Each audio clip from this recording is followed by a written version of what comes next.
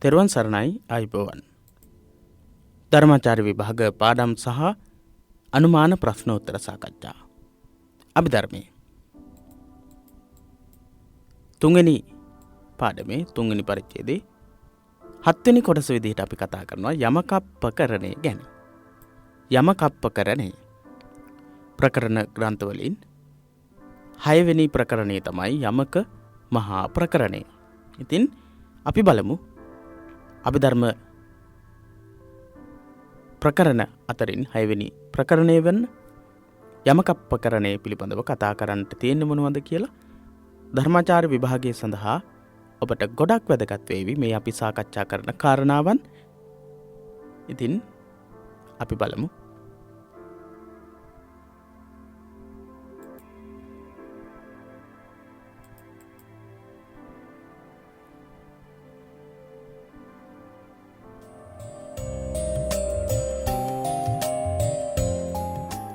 පිරිවෙන දහම් පාසල.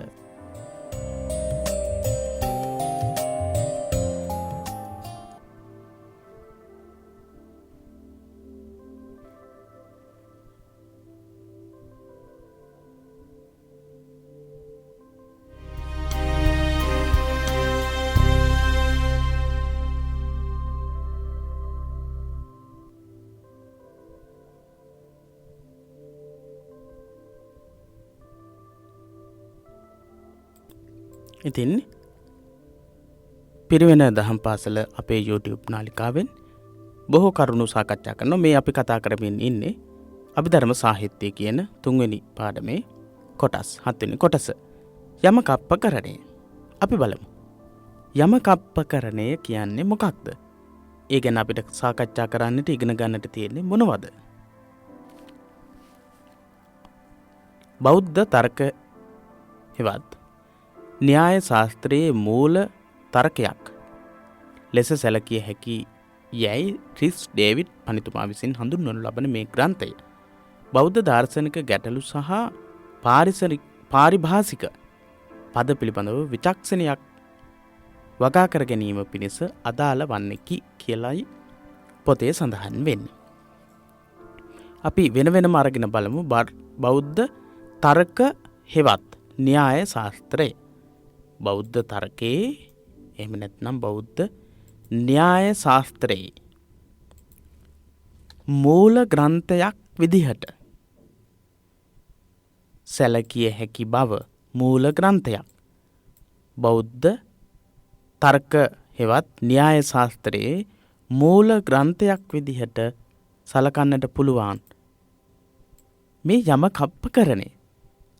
බෞද්ධ තර්ක හෙවත් න්‍යාය ශාස්ත්‍රය. බෞද්ධ තර්කයට කියන්නේ න්‍යාය ශාස්ත්‍රය කියලා. ඉතින් මේකේ මූල ග්‍රන්ථයක් විදිහට සලකන්නට පුළුවන්ලු යමකප්පකරණය කියන්නේ බෞද්ධ තර්කයන් පිළිබඳව විශේෂ ඉගැන්වීම් සමුදායක් මේ ප්‍රකරණයේ තියෙනවා. මේ අදහස දක්වන්නේ ක්‍රිස් ඩේවිඩ් පඬිතුමා විසින්. ක්‍රිස් ඩේවිඩ් කියන පඬිවරයා තමයි මේ අදහස ඉදිරිපත් කරලා තියෙන්නේ. හඳුන්වනු ලබන මේ ග්‍රන්ථය බෞද්ධ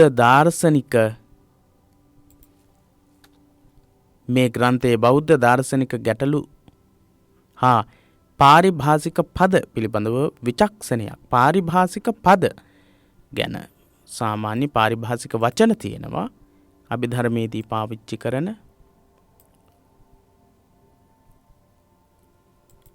ඒ වගේම බෞද්ධ දාර්ශනික ගැටලු තියෙනවා.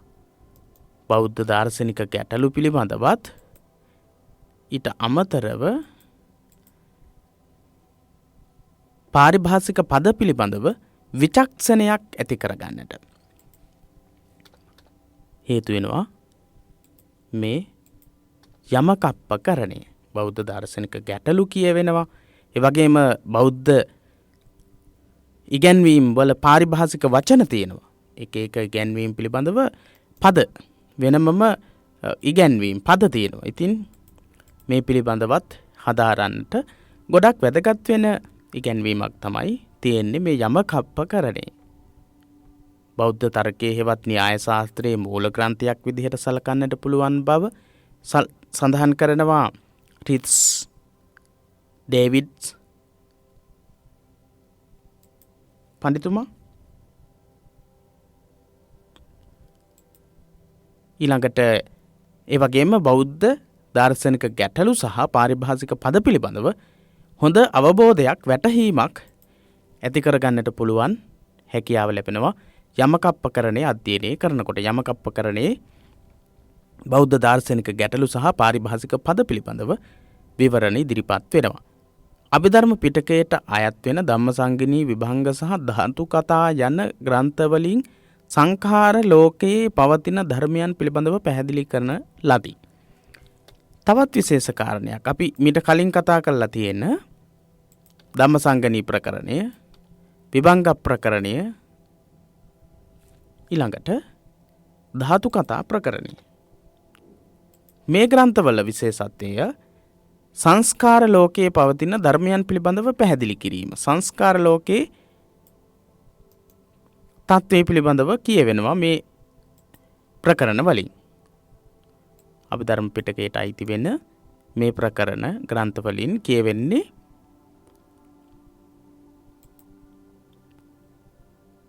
සංස්කාර ලෝකය පිළිබඳව.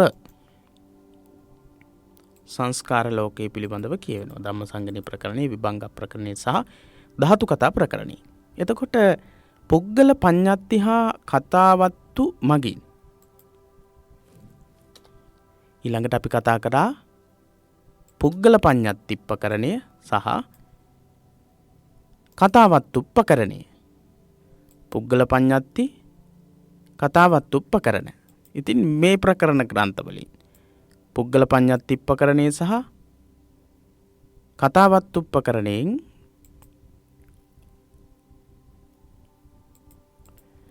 සත්ව ලෝකයේ හෙවත් පුද්ගලයන් හෝ ජීවීන් විසින් නිරූපණය කරනු ලබන යථාර්ථ නො වූ එහෙත් යථාර්ථ වශයෙන් පෙනෙන ලෝකයේ පිළිබඳව සාකච්ඡා කරලා දෙනවා.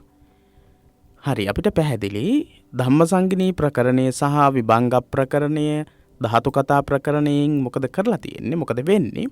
සංස්කාර ලෝකයේ පවතිනා වූ ධර්මයන් පිළිබඳව විස්තර කරනවා.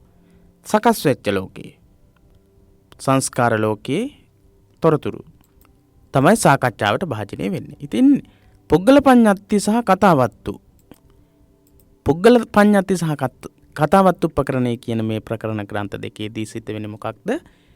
සත්ව ලෝකයේ හෙවත් පුද්ගලයන් හෝ ජීවීන් විසින් නිරූපණය කරනු ලබන, නිරූපණය කරනවා පුද්ගලයන් ලෝකයේ, සාමාන්‍ය සත්ව ලෝකයේ ඉන්න මිනිසුන්, එහෙම නැත්නම් සත්වයන් නිරූපණය කරනු ලබනවා. යථාර්ථ නැහැ. නිරූපණය කරනවා, හැබැයි යථාර්ථ නැහැ. එක එක විදිහේ නම් ගම් අපි පාවිච්චි කරනවා. එක එක විදිහේ පුද්ගලයෝ අපි සඳහන් කරනවා. එක එක විදිහේ සත්ව විශේෂ. ඉතින් මේවා යථාර්ථ වශයෙන් ගත්තම ඇත්තටම පේන්න දෙයක්, එහෙම දෙයක් නැහැ. යථාර්ථ වශයෙන් නැහැ. පරමාර්ථ වශයෙන් පමණයි පවතින්නේ. ඉතින් ඒ පරමාර්ථ වශයෙන් සහ සම්මුත වශයෙන් පේන්න තියෙන ක්‍රියාත්මක වෙන, එහෙත් පරමාර්ථම ක්‍රියාත්මක වෙන අවස්ථාවන් විදිහට සැලකෙන පුද්ගලයෝ සහ සත්වයෝ පිළිබඳව කෙරෙන විග්‍රහයන් තමයි පුද්ගල පඤ්ඤාති හා කතාවත්තු උපකරණයේ තියෙන්නේ. එතකොට සංඛාර ලෝකය හා සත්ව ලෝකය පවතින්නේ එකටය. සංඛාර ලෝකයයි සත්ව ලෝකයයි. සංඛාර ලෝකය කියලා කියන්නේ සකස් වෙච්ච යථාර්ථ වශයෙන් පවතිනා වූ ලෝකය. ඉතින් යථාර්ථ වශයෙන් පැවතුනත්, යථාර්ථ වගේ පෙනුනට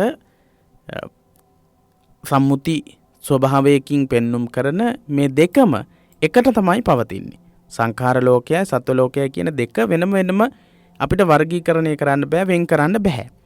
මේ දෙකම එක් කර ඕකාස ලෝක, අවකාශ ලෝකයේ වශයෙන් හැඳින්වේ. සංඛාර ලෝකයේ සහ සත්ව ලෝකයේ කියලා ලෝකයේ කොටස් දෙකකට බෙදෙනවා. මේ සංඛාර ලෝකයේ සහ සත්ව ලෝකයේ කියන දෙකම එකට කරලා තවත් ලෝකයක් පිළිබඳව සාකච්ඡා කරනවා, ඕකාස ලෝක කියලා. එහෙම නැත්නම් අවකාශ ලෝක කියලාත් කියනවා. ඕකාශ ලෝක ඕකාස ලෝක. මෙම ලෝකත්‍රයම එකටගෙන එහි පවතින ධර්ම හා පුද්ගල අතර පවත්නා අන්තර් සම්බන්ධතා විශ්ලේෂණය කිරීම යමක මහා ප්‍රකරණයෙන් කරනු ලැබේ. යමකප්පකරණයෙන් කරන්නේ එතකොට මොකක්ද? මේ කියන ලෝක තුනේම පවතිනා වූ ධර්මයන් සහ පුද්ගලයෝ අතර පවතිනා වූ අන්තර් සම්බන්ධතාවය. සංකාර ලෝකයත්, සත්ව ලෝකයත්, ඕකාස ලෝකයත් කියන මේ ලෝක තුනම අතර පවතිනා වූ එකකට එකක් පවතිනා වූ ධර්මතාවයන්, පුද්ගලයන් අතර පවතිනා වූ ධර්මයන් සහ පුද්ගලයන් අතර පවතිනා වූ අන්තර් සම්බන්ධතාවයන් පිළිබඳව තමයි මේ ප්‍රකරණයේ යමකප්පකරණයේ කියවෙන්නේ.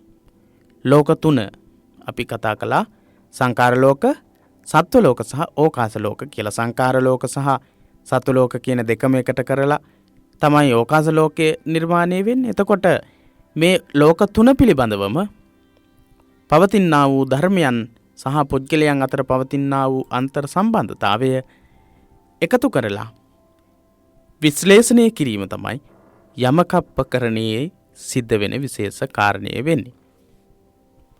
යමකය මෙම කාර්යය ඉටු කරන්නේ ධර්ම යුගල වශයෙන් ගැනීමෙනි. යමක මහා ප්‍රකරණයේදී ධර්මයන් යුගල වශයෙන් දෙකක් විදිහට අරගෙන තමයි මේ කාර්යය සිද්ධ කරන්නේ. එක් පදයක සම්පූර්ණ වැදගත්කම හා සීමාවන් තීරණය කිරීම සඳහා අනුලෝම හා පටිලෝම යන තාර්කික ප්‍රතිපදා දෙක අනුව මෙම විමර්ශනය සිදු කෙරේ. එතකොට පදයක සම්පූර්ණ වැදගත්කම සහ සීමාවන් තීරණය කිරීම සඳහා අනුගමනය කරනවා අනුලෝම සහ පටිලෝම කියන ක්‍රමවේදය. අනුලෝම පටිලෝම කියන ක්‍රමවේදය පාවිච්චි කරනවා මේ යමක මහා ප්‍රකරණයේදී එක් එක් පදයක සම්පූර්ණ වැදගත්කම සහ සීමාවන් තීරණය කිරීමට තමයි අනුලෝම පටිලෝම කියන මේ දෙකම පාවිච්චි කරන්නේ. මේ තාර්කික ප්‍රතිපදා දෙකම පාවිච්චි කරන්නේ යමකප්පකරණේ. තවදුරටත් අපි බලමු මෙහිදී කිසියම් පදයක් පිළිබඳව සංශයක් ඇතිවීම වැළැක්වීම සඳහා වෙනත් අර්ථ ඒට නොගැලපෙන ආකාරයට තහවුරු කිරීමද කරනු ලැබේ. වෙනත් මෙහිදී කිසියම් පදයක් පිළිබඳ සැකයක් ඇතිවීම වැළැක්වීම සඳහා යම් කිසි පදයක් පිළිබඳව සැකයක් ඇති වෙන්නට පුළුවන්, සංශයක් ඇති වෙන්නට පුළුවන්. ඒ නිසා මොකද කරන්නේ? සංශයක්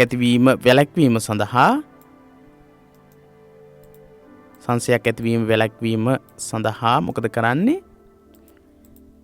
වෙනත් අර්ථ ඒට නොගැලපෙන ආකාරයට වෙනත් අර්ථ යම් කිසි පදයකට අර්ථයක් දුන්නා නම් ඒ අර්ථයට වෙනත් අර්ථ ගලපන්න බැහැ.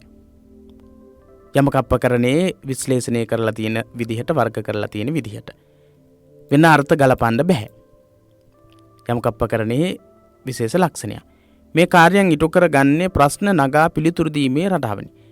මේ කාර්යයන් සියල්ලක්ම යමකප්පකරණයේදී සිද්ධ වෙන්නේ ප්‍රශ්න නගලා ඒවට පිළිතුරු ලබා දෙන ආකාරයකින්. සියලු රූප ස්කන්ධයේද යන්නට පිළිතුරු වශයෙන් රූප යන්න ප්‍රිය රූප